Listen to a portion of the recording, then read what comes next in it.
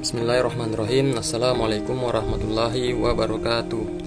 Kembali lagi pada kelas mata kuliah Hukum Acara Pidana. Kali ini pembahasan kita tentang upaya paksa.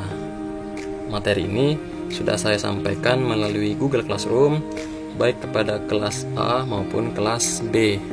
Nah, dari materi yang saya sampaikan melalui Google Classroom tersebut, ternyata dari teman-teman sekalian memberikan tanggapan maupun pertanyaan atas materi tersebut. Nah, sebelum saya memberikan jawaban atas pertanyaan teman-teman sekalian, izinkan saya terlebih dahulu untuk membahas sedikit tentang upaya paksa ini. Pengertian upaya paksa dalam peraturan perundang-undangan yang ada belum memberikan definisi khusus apa yang dimaksud dengan upaya paksa ini.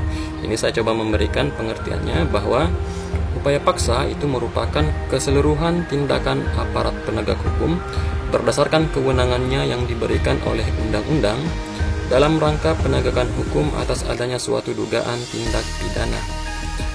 Oleh karenanya, dalam peraturan perundang-undangan yang ada itu bukan hanya mengatur tentang tindakan, tetapi juga mengatur bagaimana kewenangan dari tiap-tiap proses pelaksanaan penindakan tindak pidana. Baik, untuk jenis-jenis upaya paksa di sini ada 7 saya tulis ya. Yang pertama pemanggilan, yang kedua penangkapan, yang ketiga penahanan, kemudian 4 penggeledahan, kelima penyitaan, 6 pemeriksaan surat, 7 pencekalan, dan sebenarnya masih ada satu lagi yaitu penyadapan. Yang pertama tentang pemanggilan. Nah, ini pemanggilan diatur lebih rinci di dalam ketentuan pasal 17 Perkap atau Peraturan Kapolri nomor 6 tahun 2019 tentang penyidikan tindak pidana. Nah, senyatanya di dalam KUHP sebenarnya sudah mengatur tentang pemanggilan ini, akan tetapi terbatas siapa yang memiliki kewenangan untuk melakukan pemanggilan. Dalam hal ini yaitu penyelidik maupun juga penyidik. Dalam perkap ini ditentukan bahwa pemanggilan ini dilakukan secara tertulis dengan menerbitkan surat panggilan. Kemudian dilakukan atas dasar laporan polisi dan surat perintah penyidikan. Kemudian, bagi warga negara Indonesia yang berada di luar wilayah Indonesia, dilakukan pemanggilan melalui perwakilan negara Republik Indonesia, tempat domisili orang yang akan dipanggil ini. Kemudian yang terakhir, bagi warga negara asing yang berada di luar Indonesia, dilakukan pemanggilan perwakilan negaranya di Indonesia. Kemudian selanjutnya tentang penangkapan, ini pengaturannya di dalam pasal 16 sampai dengan pasal 19 KUHP. Ya, ini bisa dibaca atau sudah dibaca di materi yang sudah saya sampaikan. Baik, penangkapan ini dilakukan oleh penyidik atau penyidik pembantu terhadap tersangka. Nah, tersangka di sini ialah orang yang karena bukti permulaan yang cukup, maka ia patut diduga telah melakukan tindak pidana. Jadi ada seseorang karena bukti permulaan yang cukup. Nah, atas dari bukti permulaan yang cukup ini, ia diduga telah melakukan tindak pidana. Penangkapan pun berdasarkan adanya surat perintah maupun surat tugas. Nah, di dalam surat perintah penangkapan mencantumkan identitas tersangka, kemudian ada alasan penangkapannya, uraian singkat perkara, dan terakhir tempat ia diperiksa. Yang terakhir, jangka waktu penangkapan dilakukan selama 1 hari, kecuali ada ketentuan yang lain. Nah, ketentuan yang lain di sini yang saya maksud bahwa di dalam tindak pidana ada yang dinamakan tindak pidana khusus. Misal tindak pidana korupsi, tindak pidana terorisme, tindak pidana narkotika, dan lain sebagainya. Nah, saya ambil contoh misal dalam undang-undang narkotika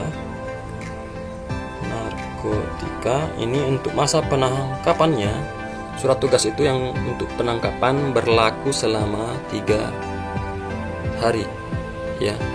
Kemudian dalam undang-undang terorisme, anti terorisme ini,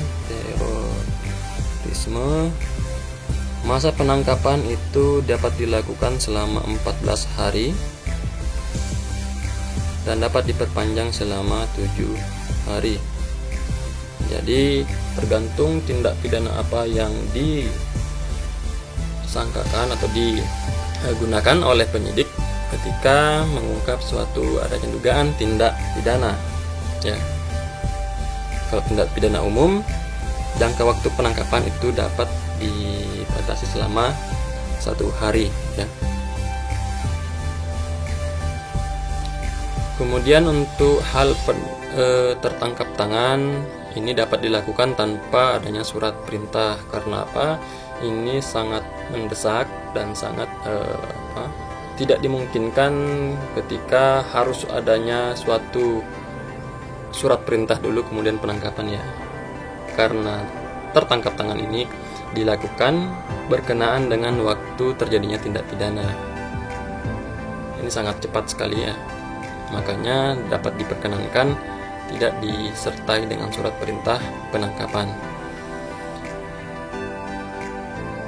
Akan tetapi, tembusan surat perintah penangkapan harus diberikan kepada keluarganya segera setelah penangkapan ini dilakukan. Nah, frase segera di sini oleh beberapa ahli memiliki pendapat bahwa segera itu ya dilaksanakan selama 1 kali 24 jam atau 1 hari, ya. Kemudian penangkapan dilakukan dengan tetap memperhatikan hak asasi manusia. Kemudian ada pula misal dengan penangkapan penggunaan kekuatan berdasarkan Perkap nomor 1 tahun 2019. Ini maksudnya ketika ada seseorang yang akan dilakukan penangkapan terhadap dirinya, ada potensi ia akan melakukan perlawanan. Nah, atas perlawanan itu dari pihak penyidik yang akan melakukan penangkapan juga dapat melakukan upaya yang bisa dikatakan dengan menggunakan kekuatan. Artinya kekhawatiran adanya serangan dari pihak yang akan ditangkap ini perlu juga diberikan kewenangan bagi pihak penyidik untuk dalam hal penangkapan ini untuk melindungi dirinya. Akan tetapi penggunaan kekuatan di sini harus betul-betul memperhatikan ketentuan-ketentuan yang diatur di dalam Perkap nomor 1 tahun 2019. Apalagi ketika akan menggunakan senjata api dalam proses penangkapan. Nah, itu tidak serta-merta karena adanya suatu serangan misal tidak serta-merta langsung dapat digunakan senjata api tersebut. Ya, nah silakan nanti dibaca tentang Perkap bagaimana penggunaan kekuatan oleh penyidik dalam melakukan penangkapan. Kemudian ini ada penahanan, ketentuannya itu diatur dalam pasal 20 sampai dengan pasal 31 KUHP. Ini sama dengan penangkapan tadi bahwa berdasarkan surat perintah penahanan. Kemudian alasan-alasan dilakukan penahanan ini karena adanya kekhawatiran si tersangka atau terdakwa ini akan melarikan diri, merusak atau menghilangkan barang bukti dan atau mengulangi tindak pidananya. Jadi proses penahanan ini bukan hanya pada tahap penyidikan tetapi juga dalam tahap penuntutan dan juga tahap persidangan. Untuk persidangan baik dalam tingkat pertama, tingkat banding maupun tingkat kasasi. Selanjutnya, penahanan maupun penahanan lanjutan dilakukan oleh penyidik atau penuntut umum terhadap tersangka atau terdakwa dengan memberikan surat perintah penahanan atau penetapan hakim yang mencantumkan identitas tersangka atau terdakwa, kemudian menyebutkan alasan-alasan penahanan tersebut.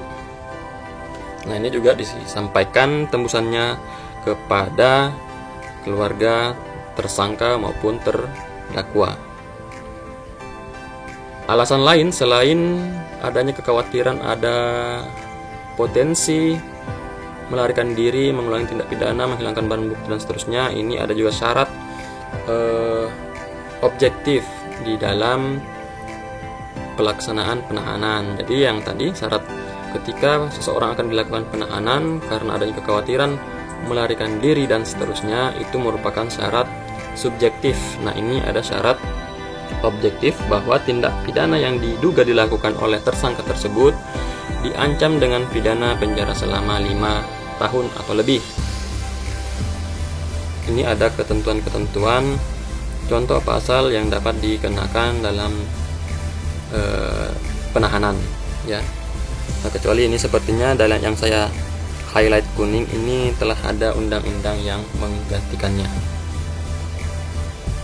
Ini jangka waktu penahanannya, ya, baik dari tahap penyidikan, penuntutan, persidangan tingkat pertama, persidangan banding, kemudian persidangan di tingkat kasasi.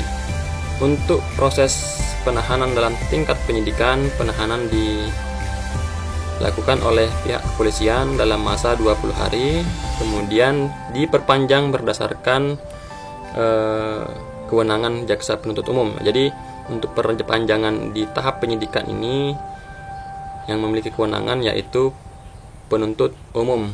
Kenapa di sini ada penuntut umum? Bahwa dengan dilakukannya penyidikan artinya telah ada surat pemberitahuan dimulainya penyidikan. Artinya penyidik dalam hal ini memberitahukan kepada penuntut umum bahwa telah dilakukan proses penyidikan. Nah, sehingga untuk kewenangan penahanan lanjutan, penuntut umumlah yang mempunyai kewenangan memperpanjangnya. Nah, totalnya ini ada, ya. Nah, berkaitan dengan masa penahanan ini juga mirip dengan masa penangkapan, tergantung dengan tindak pidana apa yang diduga dilakukan oleh seseorang tersebut. Di dalam undang-undang terorisme juga itu masa penahanannya lebih lama dibandingkan dengan undang-undang yang KUHP ini, ya. Jadi tergantung tindak pidana apa yang dilakukan oleh si tersangka ataupun terdakwa, ya. Jenis-jenis penahanan ada penahanan rumah, tahanan negara, ada penahanan rumah, dan kemudian ada penahanan kota. Kemudian masa penangkapan dan atau penahanan dikurangkan seluruhnya dari pidana yang dijatuhkan, ya.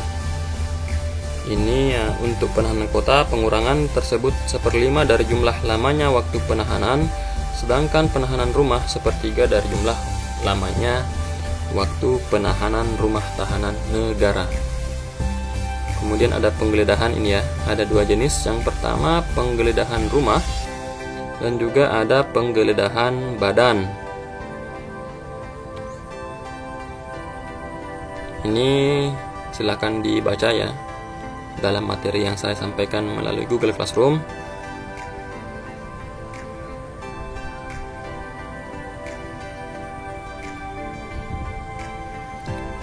Kemudian penyitaan. Pengaturannya diatur dalam pasal 38 sampai dengan pasal 36 KUHP. Ini penyitaan berdasarkan surat izin Ketua Pengadilan Negeri setempat. Jadi sebelum penyidik melakukan penyitaan, membuat permohonan kepada Pengadilan Negeri setempat di mana barang itu akan disita.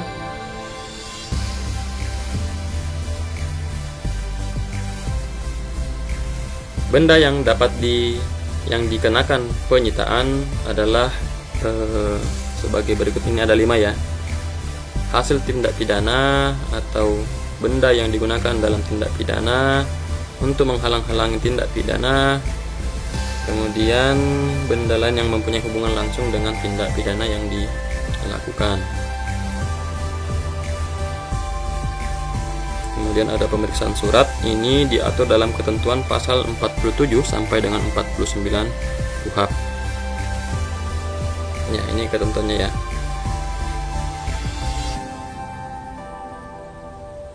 Ini saya cepat sedikit, ya, karena nanti masih ada pertanyaan-pertanyaan yang perlu ditanggapi ataupun dijawab, ya. Kemudian ini ada pencekalan, diatur dalam Undang-Undang Nomor 6 Tahun 2011 tentang keimigrasian. Frasa yang digunakan yaitu pencegahan, bukan pencekalan, akan tetapi maksudnya sama, ya.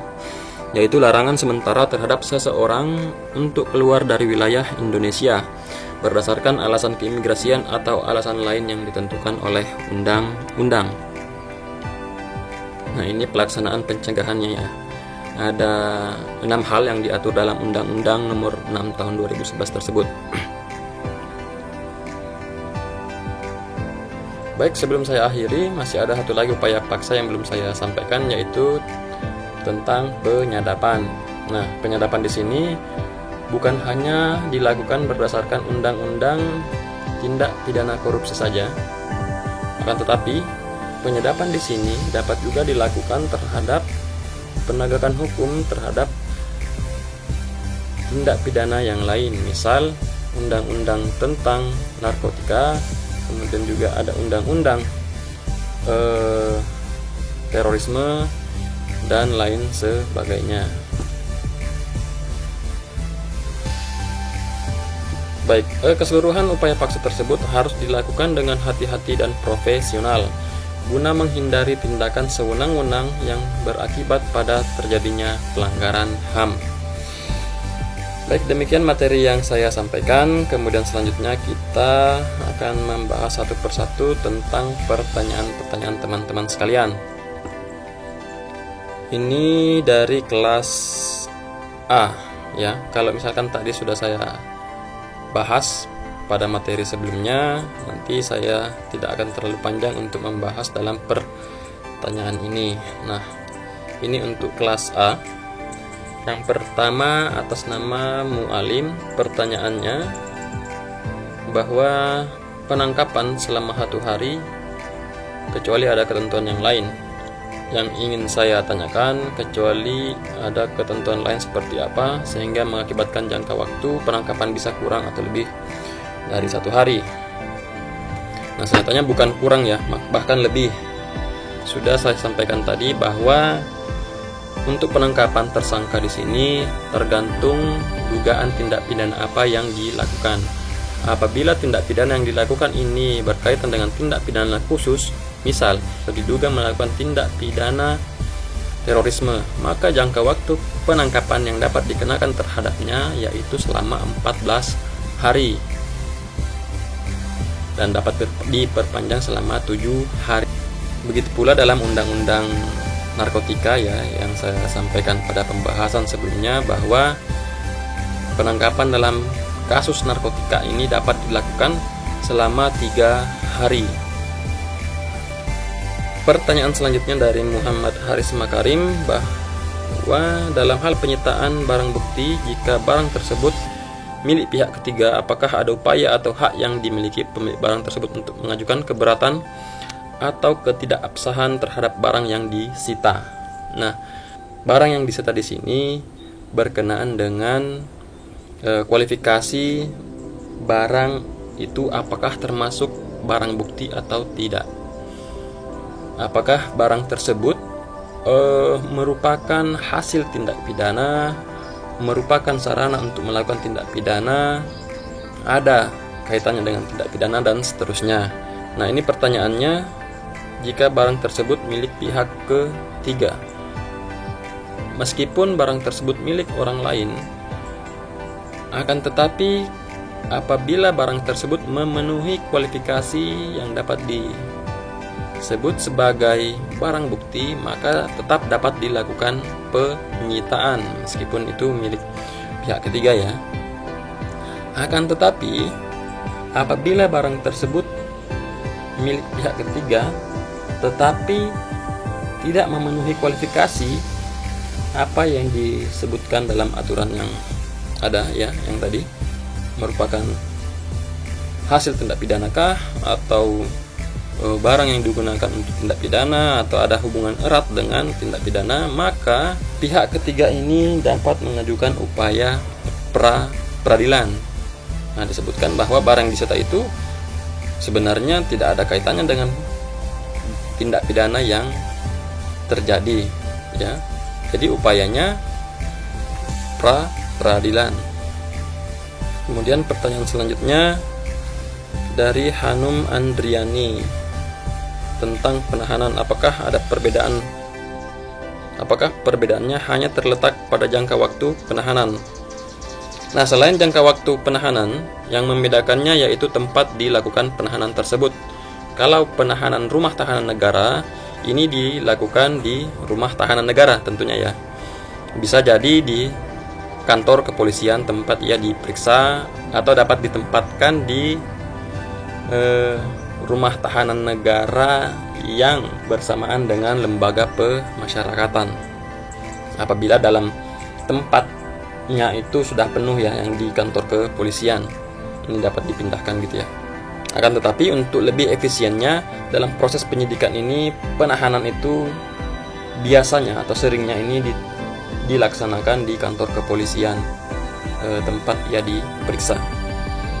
Kemudian ini ada pertanyaan dari Muhammad Kohar. Apa yang terjadi jika aparat yang berwenang melakukan salah penangkapan atau tidak mengindahkan HAM terhadap tersangka? Forum yang dapat ia gunakan atau lembaga yang dapat ia gunakan yaitu pra peradilan ya. Nah, pembahasan tentang pra peradilan nanti ada di pembahasan selanjutnya. Akan tetapi secara singkat saya sampaikan di sini bahwa kesimpulan adanya suatu tindakan sewenang-wenang, baik itu salah penangkapan atau penahanan yang tidak sesuai dengan ketentuan peraturan perundang-undangan, itu forumnya ada tersendiri, ada lembaganya tersendiri, yaitu melalui pra peradilan. Jadi sifatnya ini semacam tuntutan ataupun gugatan kepada pengadilan terhadap si aparat penegak hukum tersebut untuk menguji tindakan dari aparat penegak hukum tersebut telah benar atau tidak ya. Selanjutnya pertanyaan dari Ilham Fawaz, ini mengenai penahanan kota dan rumah seperti yang dijelaskan pada slide ke-12. Apakah bisa tersangka meminta pengalihan jenis penahanan? Jika bisa, apa syaratnya ya? Pengalihan ataupun juga ada namanya penangguhan, ini merupakan hak dari si tersangka ataupun terdakwa. Sepanjang persyaratan-persyaratan dapat dipenuhi, silakan saja diajukan pengalihan ataupun penangguhan penahanan tersebut. Akan tetapi itu sifatnya permohonan ya. Jadi yang menentukan yaitu aparat penegak hukum pada tahap mana ia diproses. Misal dalam tahap penyidikan, ya yang berwenang untuk melakukan pengalihan ataupun penangguhan yaitu aparat penegak hukum yang terkait. Nah, ini saya contohkan ya. Nah, ada contoh surat permohonan penangguhan malahan. Tapi hampir sama ya antara penangguhan maupun pengalihan. Kalau penangguhan artinya ia tidak ditahan. Kalau pengalihan yaitu ketika ia ditetapkan pertama penahanan rumah tahanan negara, minta agar ditahan berdasarkan penahanan rumah ataupun penahanan kota. Dan tidak mungkin seseorang yang telah ditetapkan misal penahanan kota, ia meminta untuk ditahan dalam rumah tahanan negara, itu enggak, itu jarang mungkin ya terjadi ya. Nah, ini saya berikan contoh penangguhan atau pengalihan ya, ini dua ya. Kita minta, ini ada contoh, ada permohonan penangguhan atau pengalihan. Kalau bisa ditangguhkan ya syukur, kalau tidak ya minta pengalihan. Kalau penangguhan tidak dikabulkan, syukur-syukur pengalihannya dikabulkan. Jadi ada dua hal yang diminta ini ya. Ini Kepolisian Resort Purworejo. Jadi prosesnya ini di Purworejo ya, Polres Purworejo. Yang mengajukan permohonan adalah penasihat hukumnya ya, berdasarkan surat kuasa khusus dan bermateri cukup. Ini nama tersangkanya saya kabulkan ya. Oh, dokter ya. Nah, di dalam surat permohonan penangguhan atau pengalihan status penahanan itu disebutkan alasan-alasan permohonan tersebut diajukan. Ini ketentuan objektifnya tentang pengaturannya, dan ini ada alasan dasar dulu ya. Ada alasan subjektif bahwa tersangka tidak akan melarikan diri, tidak akan merusak atau menghilangkan barang bukti, dan atau tidak akan mengulangi tindak pidana. Nah, ini pernyataan kesanggupannya. Ada pula alasan lain yang disampaikan dalam permohonan penangguhan ini bahwa si tersangka ini dengan usianya yang sudah cukup lanjut, 65 tahun. Kemudian ada kekhawatiran apabila ditahan gitu ya, kesehatannya semakin terganggu karena pada saat itu si tersangka ini memang ada penyakit gitu ya. Ini ada pula alasan tambahan ya. Ini alasan tambahannya ini. Kemudian mohon dengan hormat agar Kepolisian Resort Purworejo berkenan untuk menangguhkan atau setidak-tidaknya mengalihkan ya.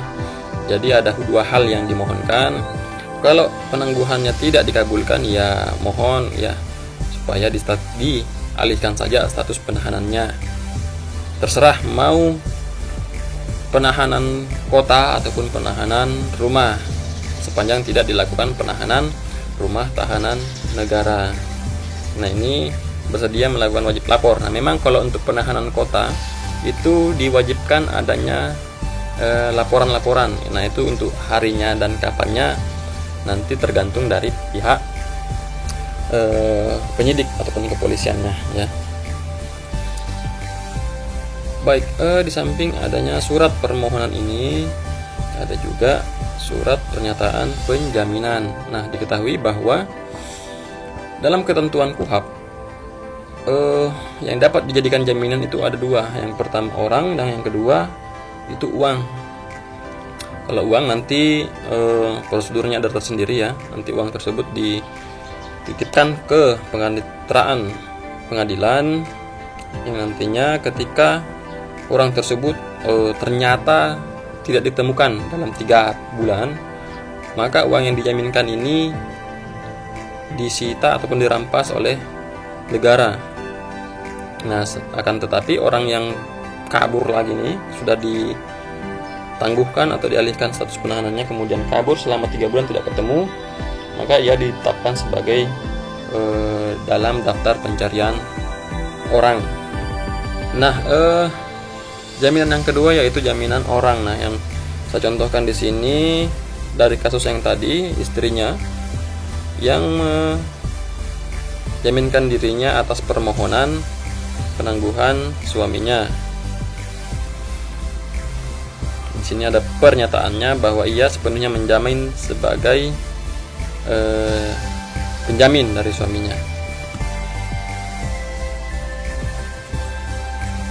Ini ya, hampir sama kayak tadi ya, bahwa tersangka tidak akan melarikan diri, tidak akan mempersulit. Kemudian ada juga alasan bahwa ada kekhawatiran suaminya ini kesehatannya semakin terganggu apabila dilakukan penahanan rumah tahanan negara. Ya, meskipun hak dari tersangka itu tetap difasilitasi baik itu untuk kesehatannya maupun ibadahnya, akan tetapi di sini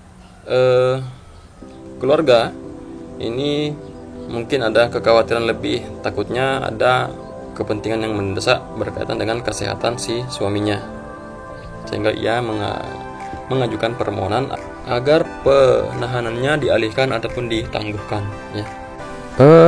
Untuk pertanyaan selanjutnya dari Mas Mahdi Abdurrahman, pertanyaannya bahwa kadang penyidik menggunakan kekerasan saat melakukan interogasi kepada seorang tersangka. Apakah seorang tersangka tersebut dapat melaporkan tindakan itu? Kata kadang di sini saya ganti ya dengan menggunakan kata misal atau umpama. Karena kalau kata kadang ini sifatnya kesimpulan gitu ya. Apabila penyidik menggunakan kekerasan saat melakukan interogasi atau untuk mencari informasi, maka hal tersebut ataupun dapat dikualifikasikan pelanggaran terhadap 2 hal, Yang pertama, pelanggaran tentang kode etik profesi Polri, dan yang kedua, pelanggaran terhadap tindak pidana. Untuk pelanggaran kode etik ini dapat dilaporkan melalui Divisi Profesi dan Pengamanan Polri. Di sana nanti prosesnya akan dilakukan sidang etik, dan hukuman yang dapat dijatuhkan kepada penyidik yang bersangkutan itu sifatnya administratif, mulai dari peringatan sampai dengan pemberhentian secara tidak hormat. Untuk pelanggaran tindak pidananya, pelaporannya hampir sama dengan pelaporan tindak pidana biasa melalui Divisi Reserse Kriminal Umum. Karena kalau memang ada kekerasan ya dapat dikualifikasikan sebagai penganiayaan.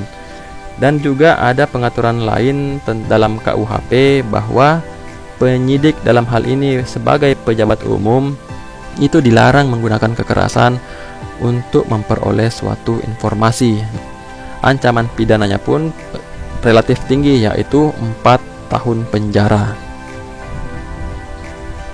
Nah, begitu ya. Untuk pertanyaan selanjutnya dari Mbak Nur Wulandari. Ini tentang apabila dalam kondisi yang mendesak telah dilakukan penyitaan, lantas kemudian pengadilan ternyata tidak memberikan izin atas penyitaan itu. Nah, dalam hal ini orang yang memiliki hak atas benda tersebut, atas barang tersebut, itu dapat mengajukan proses tuntutan melalui pra peradilan. Artinya di sana terjadi pelanggaran aturan khusus mengenai penyitaan, karena aturannya kan segera harus dibuatkan izin melalui penetapan dari pengadilan negeri setempat bahwa barang itu akan dilakukan penyitaan. Kemudian dari Mas Warih Sangaji, hampir sama tadi ya. Mengapa persetujuan atas tindakan tersebut diajukan setelah tindakan itu dilakukan? Bisa saja pengadilan tidak menyetujui akan hal tersebut. Perlu diketahui bahwa penyitaan dan penggeledahan ini dapat dilakukan dalam 2 kondisi. Yang pertama, dalam kondisi normal itu wajib memang harus dibuatkan terlebih dahulu izin penyitaan ataupun penggeledahan dari ketua pengadilan negeri setempat. Nah, kondisi yang lain yaitu kondisi yang mendesak. Kondisi yang mendesak ini perlu memang pencermatan yang lebih khusus apabila melihat adanya suatu peristiwa. Dalam pikiran ataupun logika yang normal, ketika melihat suatu peristiwa tentunya kita akan dapat langsung menyimpulkan sementara apakah tindakan tersebut merupakan suatu pelanggaran tindak pidana atau bukan. Misal, di hadapan kita ada 2 peristiwa. Yang pertama, orang saling berbincang-bincang dengan temannya. Kondisi yang kedua, ada orang sedang berkelahi menggunakan alat.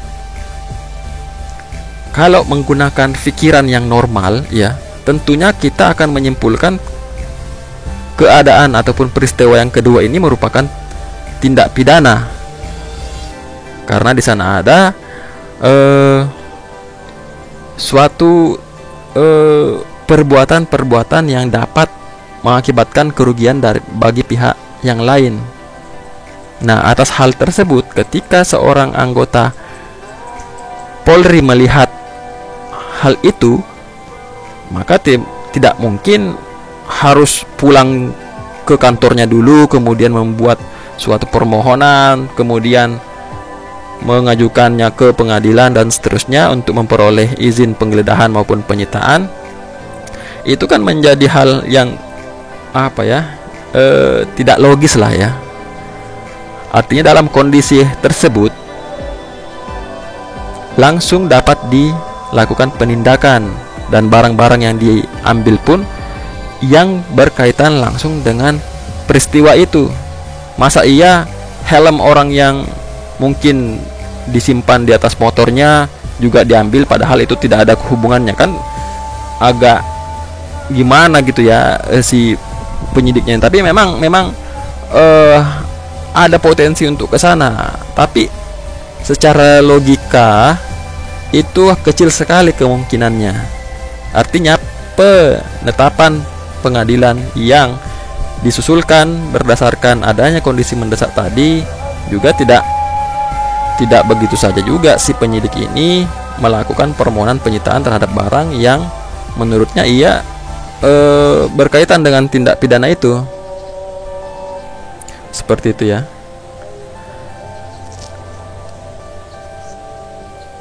Kemudian ini pertanyaan dari M. Padri Irwandi, hampir sama tadi dengan pertanyaannya Mas Mahdi. Apabila terjadi pelanggaran gitu ya dalam proses penindakan hukum, apabila ada prosedur yang salah, yang tidak sesuai dengan aturan hukum, langkah hukum apa yang dapat dilakukan? Saya sampaikan tadi melalui lembaga pra peradilan dan juga lembaga pelaporan melalui divisi profesi dan pengamanan.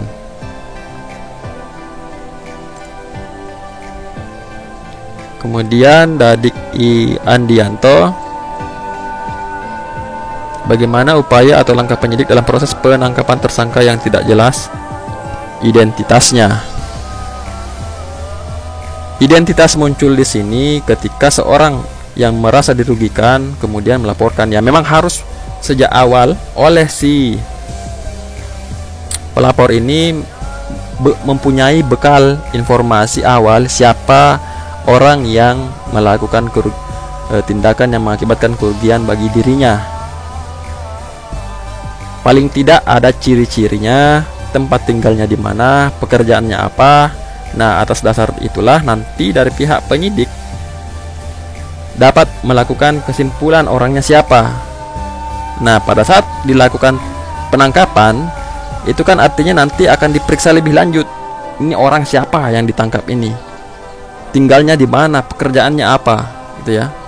Sejak awal memang ada potensi ketidakjelasan identitas tersangka, akan tetapi dengan informasi awal yang disampaikan oleh pelapor, baik mengenai ciri-ciri orangnya, mengenai tempat tinggalnya, di mana ia bekerja, dari hal itu nanti penyidik akan menemukan atau melakukan penangkapan ketika setelah disimpulkan, oh jelas ini orangnya ada dan jelas di mana ia berada.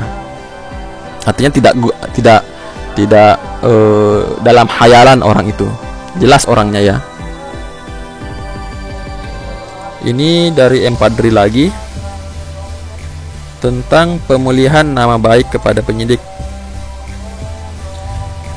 Dalam lembaga pra peradilan ada yang namanya permohonan rehabilitasi dan ganti kerugian. Nah, rehabilitasinya seperti apa? Yaitu di dalam penetapan ataupun di dalam putusan pengadilan pra peradilan, apabila mengabulkan permohonan rehabilitasi kepada pemohon, maka prosesnya itu hanya dilampirkan atau ditempelkan bahwa si orang ini sebenarnya tidak melakukan tindak pidana. Ya, ditempelkan ke papan pengumuman pengadilan dan juga disampaikan ke lingkungan di mana ia tempat tinggalnya.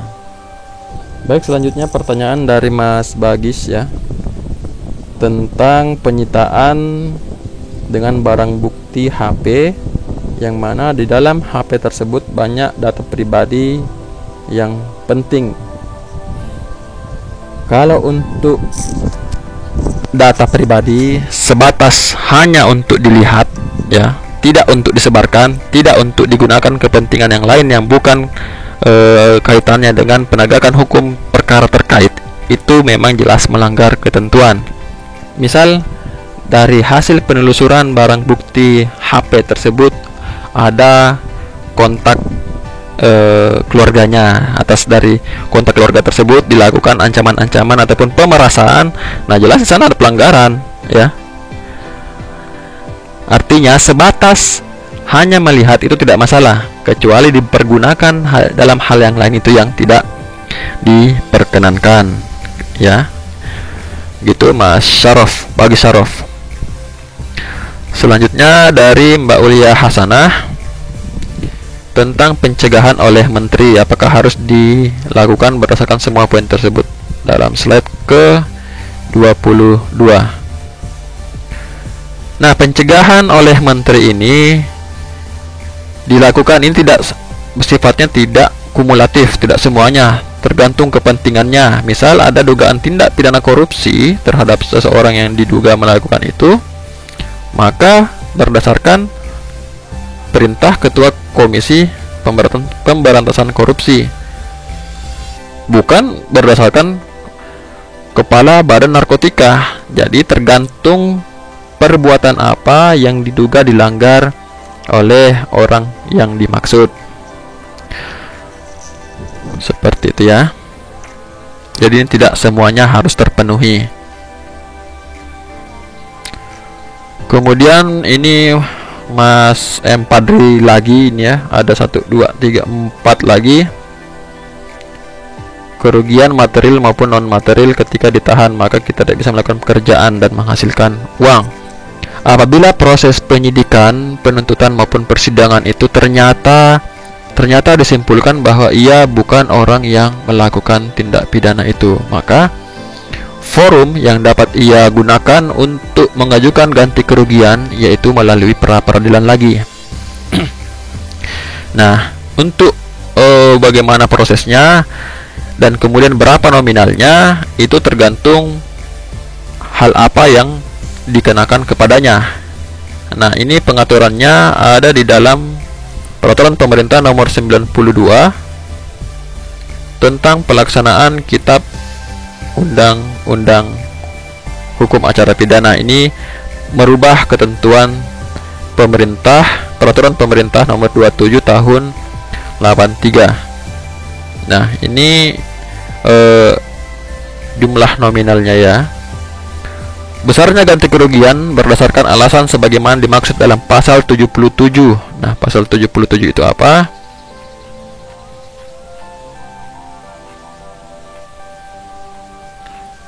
Yaitu berkenaan dengan tidak sahnya penangkapan, penahanan, penghentian penyidikan, atau penghentian penuntutan. Nah, hal inilah yang menjadi dasar untuk mengajukan ganti kerugian di dalam ataupun sebagaimana dalam ketentuan peraturan pemerintah ini. Untuk nominalnya nanti silahkan diurai lebih lanjut di dalam permohonan pra peradilannya nanti, khusus dengan titel ganti kerugian. Baik, untuk pertanyaan selanjutnya yaitu tentang posisi terdakwa yang menjalani masa tahanan. Siapakah yang menanggung keluarga yang ia tinggal? Misal ada anak maupun istri. Saya memberikan perumpamaan. Mas Padri telah mempunyai anak dan istri. Penghasilan yang diperoleh tiap bulan bisa dikatakan tidak cukup untuk memenuhi itu. Kalau ada pengaturan yang mengatur bahwa negara menjamin penghidupan keluarga, dalam hal ini anak ataupun istri yang ditinggalkan oleh terdakwa yang menjalani proses penahanan ataupun menjalani proses pemidanaan, akan banyak muncul tindak pidana yang lain. Mas Padri bisa saja, daripada saya capek-capek bekerja, mending saya melakukan tindak pidana. Anak dan istri saya aman di rumah, ada yang membiayai. Saya juga di sini makan ditanggung dan seterusnya, ya enak-enak saja. Nah, akhirnya seperti apa? Itu penuh, itu lapas itu penuh, tempat rumah tahanan negara itu penuh. Artinya kenapa tidak ada yang menanggung, itulah fungsi dari hukum pidana itu sendiri. Selain untuk mencegah kita untuk melakukan tindak pidana, karena hal itu tidak hanya berdampak pada diri sendiri, tetapi juga berdampak bagi orang lain, khususnya keluarga kita. Ini pertanyaan selanjutnya dari Mas Padrit semuanya ya. Apakah tindakan penyadapan adalah merupakan suatu upaya paksa? Ya, termasuk. Sebagaimana saya sampaikan pada slide yang awal-awal tadi, bahwa upaya paksa ya segala macam tindakan aparat penegak hukum dalam kapasitasnya berdasarkan kewenangannya dalam rangka proses penegakan hukum. Penyadapan kan artinya di sana ada hal yang akan dicari informasi. Penyadapan pun di sini tidak semua tindak pidana. Karena apa? Rata-rata tindakan penyadapan ini dapat dilakukan diatur dalam undang-undang khusus. Saya pernah mendapatkan kuliah ya dari dosen saya dulu bahwa korupsi merupakan suatu tindak pidana ekstraordinari, tindak pidana luar biasa. Termasuk pula misal terorisme dan seterusnya, itu kan termasuk tindak pidana khusus ya, ekstraordinari. Tindak pidana ekstraordinari ini juga dilakukan dengan tindakan yang ekstraordinari pula. Nah, penyadapan termasuk tindakan yang ekstraordinari. Karena apa? Hal itu hanya dilakukan secara profesional dan juga dilakukan oleh orang-orang tertentu yang memiliki keahlian khusus untuk itu. Artinya itu dapat disimpulkan sebagai suatu tindakan upaya paksa ya. Baik, yang terakhir, apakah boleh seorang kuasa hukum terdakwa mendampingi terdakwa dalam upaya paksa? Apabila tidak boleh, langkah hukum apa yang bisa dilakukan kuasa hukum terdakwa tadi? Sebelum menjawab, saya koreksi dulu ini ya, penggunaan kata kuasa hukum. Kalau untuk perkara pidana digunakan kata penasihat hukum, bukan kuasa hukum. Kalau kuasa hukum itu dalam perkara keperdataan. Kemudian terdakwa dalam upaya paksa. Jadi saya coba jelaskan bahwa status tersangka menjadi terdakwa ini berubah pada saat jaksa penuntut umum membacakan surat dakwaannya pada persidangan yang pertama. Sehingga upaya paksa yang dapat dikenakan terhadap si terdakwa ini hanya proses penahanan. Kalau untuk pada saat penyidikan, upaya paksa yang dapat dilakukan kepada tersangka ini hanya untuk proses pemanggilan guna kepentingan pembuatan berita acara pemeriksaan. Kalau untuk penangkapan, penyitaan, penggeledahan itu dalam aturannya tidak ada aturan yang menyebutkan bahwa si tersangka ini memiliki hak untuk didampingi oleh penasihat hukumnya, seperti itu. Oke, ini pertanyaan-pertanyaan dari kelas A ya. Ini banyak sekali pertanyaannya ini ya.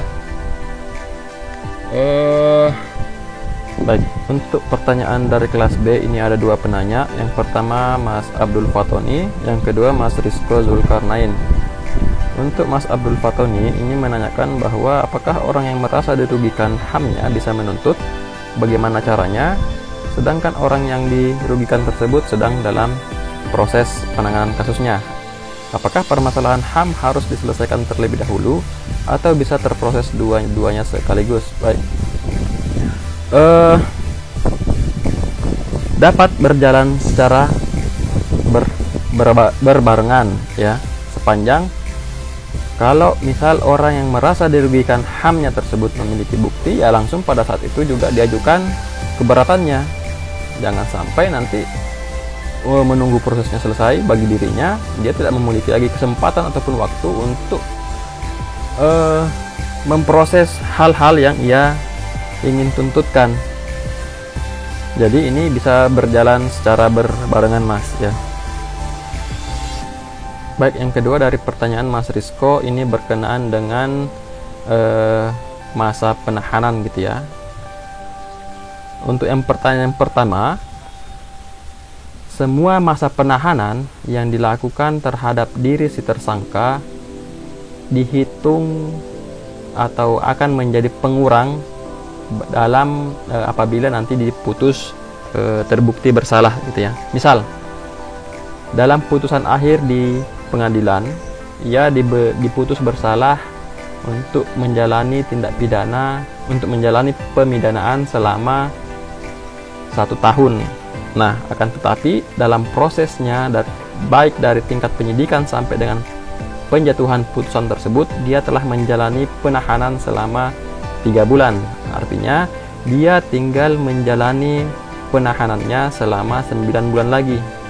Karena 1 tahun itu 12 bulan, telah menjalani masa penahanan selama 3 bulan, dan ia tinggal sisa menjalani masa penahanannya selama 9 bulan. Kemudian untuk pertanyaan yang kedua, apa yang melatar belakangi kenapa perpanjangan pada proses penuntutan itu 30 hari saja? Ya, ini saya sampai sekarang belum pernah melihat risalah persidangan untuk perumusan KUHP ini ya. Akan tetapi perlu diketahui bahwa proses penuntutan ini lebih singkat dibandingkan dengan proses penyidikan. Dalam proses penyidikan, di sana tugas penyidik itu untuk mengumpulkan bukti-bukti. Nah, sedangkan di dalam proses penuntutan, jaksa penuntut umum ini prosesnya menyusun surat dakwaan. Apakah surat dakwaan ini telah memiliki bukti yang cukup berdasarkan hasil penyidikan? Ya. Artinya kalau sejak awal sudah siap alat buktinya oleh si penyidik, nah penuntut umum tinggal mengolah bagaimana bukti-bukti yang diajukan ini apakah telah dapat dirumuskan dalam suatu dakwaan, telah melanggar adanya ketentuan peraturan perundang-undangan, khususnya tindak pidana gitu ya. Mungkin itu yang bisa saya sampaikan pada kesempatan kali ini. Sekian atas penjelasannya ya. Kurang lebihnya mohon maaf. Apabila masih ada pertanyaan lanjutan, silahkan sampaikan melalui Google Classroom ini ya. Terima kasih atas perhatiannya. Kurang lebihnya mohon maaf. Wassalamualaikum warahmatullahi wabarakatuh.